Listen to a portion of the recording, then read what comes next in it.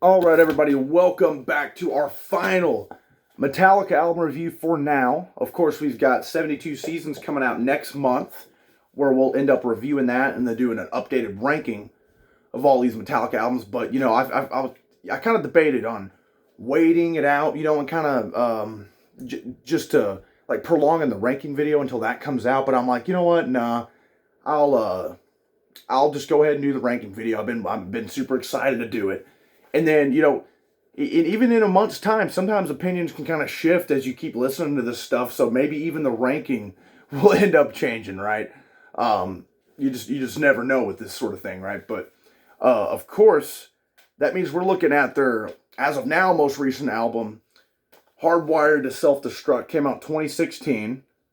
Has the same lineup we've kind of been talking about with Robert Trujillo, Lars, James, and Kirk Hammett, of course. So, very cool album cover. Reminds me a lot of like the Facelift Alice in Chains album cover and like the Crowbar. God, what is something in motion? I think, or I forget off the top of my head the name of the Crowbar album that has something kind of similar going on. But really, really cool packaging here on this double album. It's a double album even for a CD because I know a lot of times with the bigger format of CDs, a lot of times even one CD on vinyl would be like two records, right? But I don't know. That's kind of a weird line of is it a double album, is it not? But this is damn sure a double album because it got two freaking CD discs, right? Um, and the production, yet again, incredible on here. Arguably, possibly even better production-wise than Death Magnetic's production. And this is kind of like, if Death Magnetic is your Master of Puppets, it's kind of like your Injustice for All, where it just takes elements from Death Magnetic and just kind of tweaks it up a little bit, amps up some of those elements, and makes some of them more prevalent. And that's really a lot of what this album does here. So we kick it off with the title track, Hardwired. Man, I'll never forget when this single dropped. We're so fucked, shit out of luck. I mean, it was a pissed off, angry song. I love the breakdown riff on it. Very, very, very powerful song. Still one of my favorites off here. Quick to the point. It was the perfect single to kind of jump start this thing and get it going. So Hardwired, just a fantastic, fantastic tune. That is, in my opinion, kind of like a Metallica, classic. That I hope they play that at shows for years to come. I think that'd be awesome. Then we go with Atlas Rise. We got another one of my favorites right here. This one, you get more of that progressive kind of side of Metallica that they've become known for over the years with, even though they kind of veered away from it in some moments in their careers. This is definitely that. It sounds like something. This is like the Injustice for All of the 21st century, right? It's kind of with some of these track links and everything, which I'm all about. And Atlas Rise is definitely one of those. I love the chorus. I love the breakdown in this one as well, and the solo. Incredible, incredible track, making it one of my favorites. And same with this next one. Already, we're just great stuff. Now That We're Dead, man, another fantastic song. That chorus is so freaking hooky while still packing the punch and of heaviness that Metallica bring to the table, right? And that is another just top tier freaking song with very, very good playing by everyone all around. And again, that's what's great about especially this later, version of Metallica. They kind of took the elements of the Black Album, such as like the really hooky melodies and choruses and things like that, and then really applied that to like their classic thrash metal. And then we go on to Moth into a Flame. This might be my favorite off here because, man, I love the groove this one kind of has going to it. And just the way the things roll together. And I love that main riff. Oh, man. Moth into a Flame. This is another one of those singles that dropped off here that just blew me the hell away. Even more so than the title track Hardwired, man, because this one is something else. On another level to me. I love Moth into a Flame. Then we go with Dream No More. My God, this is the other one that might just be tied or with Moth into a Flame is my favorite off here. I love the vocals that James delivers on here. Very cool, very clean vocals that are just, but it's so freaking dirgy and heavy, right? And I love the callback to, Call of Cthulhu with, Cthulhu Awakens. I mean, that is just badass, man. It's like the sequel to that, the unofficial sequel to Call of Cthulhu. And maybe it was going to be called that or something. I don't know, right? But they just ended up changing it because it says that definitely more than Dream No More in it, right? Then we close out that first disc with Halo on Fire. Another really, really cool one that grows on you the more and more you listen to it. Now, I'd say it's probably the weakest track off of this first disc here, but by no means is that anything bad because this is a badass track. Love the chorus in it. It's got a lot of cool parts to it, a pretty lengthy one. Just awesome, awesome stuff right there. Then, honestly, things kind of go down a little bit for me, right? Once we get to disc 2. Not bad by any means, right? But I think they kind of, showed, like, threw it all at you at once on that first disc. And then just kind of gave you some that, like Confusion here off this first disc. Not one of my favorite tracks. Again, not a bad song. It's good.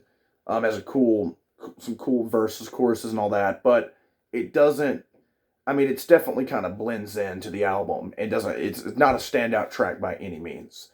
It might even be my least favorite off the whole album. I would say that when looking at it here. Then you go with Man Unkind. Pretty damn cool one. One of the highlights of this second disc here, but it doesn't really stack up to anything off of the first disc. But it's definitely a highlight there. Solid tune. Here Comes Revenge, another one, again, that just kind of blends in for me. I like the ending of it a lot. It is really cool closing moments in it with the playing there of Kirk Hammett. But it's definitely, again, not one of my favorites. But it's decent, right? By this point, you're like, give me another Moth into a Flame or Dream No More or Hardwired, something like that. You're like, well, bring those to the table again. Sprinkle those in there. Then we go with Am I Savage? Decent tune, right? Get a little bit of a bluesy kind of groove to it, really. It's still like, a thrash tune, right? But it's got kind of more of a groove to it, and a little bit slower than some of this other thrash stuff. But it's got that going for it, kind of a unique track off of here. But no, again, not one of my favorites. Murder One. This one is a hidden gem over here, deep cut. Because this one is a big standout for me. It has probably my favorite guitar solo on the whole album. Near the end of Murder One here, Kirk just tears it up, shredding like nobody's business on the end of that track. And man, that one is definitely a grower you'll sit there and keep listening to. And then whenever you first get to that solo, it's like, holy hell.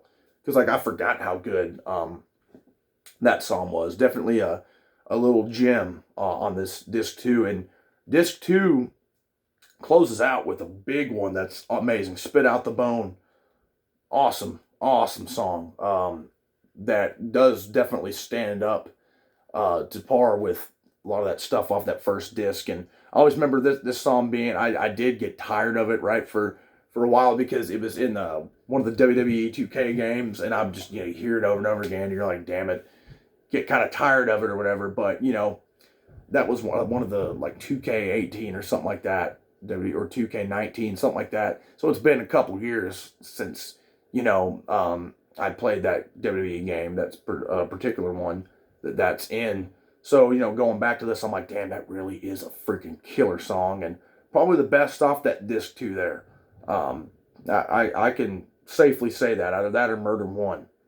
But as you can see, they definitely went through it all at you at once. Maybe they could have sprinkled those big, just fantastic 5-star tunes like Hardwired, Atlas Ride, anything off of that first disc, and sprinkled a little bit of them onto disc 2 and disperse these tracks out a little bit better, I think. But the album is not boring. It doesn't overstay its welcome because those are good songs. Even Confusion, which is my least favorite, right? It's a good song, just not as memorable as anything off that first disc.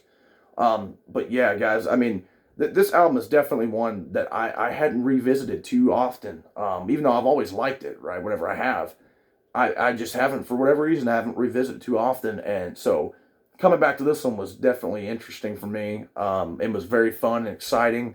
And and I like it more now than I even did the first time I heard it. So definitely a positive experience, positive listening experience, and that this album has kind of grown on me, and maybe it will even more so over the years because it's heavy as hell. It's Metallica doing Metallica, right? Doing what they do.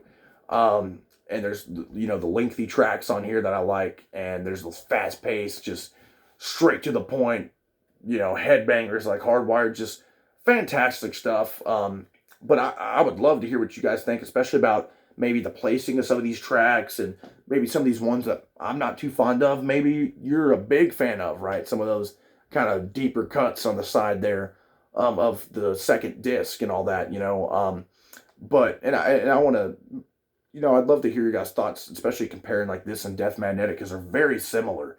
Even have like the similar like white on black logo on the white album cover or whatever. Which Death Magnetic doesn't when you open the plastic off, right? But both kind of white album covers with like an image in the middle, and they both sound very similar. But I would definitely love to hear you guys kind of comparisons of that and everything, which you'll get more of my comparisons on the albums all as a whole, all together. And when we talk about the ranking that we're going to be doing, Metallica ranking that's going to be coming up, we've built it up. I'm ready for it. Very excited to do it. And like I said, not going to wait till 72 Seasons drops to do it because it's one of those things where I was already, in the midst of this. And so we're going to get it going, right? We're going to rank these things and then we'll listen to 72 Seasons, review it, let it kind of sink into us a little while. And then we'll end up putting that in its place on the ranking list, wherever that may be. So I'm super excited for that. But yeah, guys, next time we'll be taking a look at reviewing, not taking a look at reviewing, right? We're just going to be reviewing every Metallica album, ranking every Metallica album, goodness. And all, worst to best. We'll look at the bad, the good, and the great, throw it all in there. Very excited to do it. Definitely a very colorful discography. So stay tuned for that, guys, and I can't wait to hear what your guys' thoughts are on this Hardwired to Self-Destruct, as well as what your guys' rankings are going to be once we do that, ranking every Metallica album. So stay tuned, guys. Like, subscribe, and comment your thoughts down there. Thanks.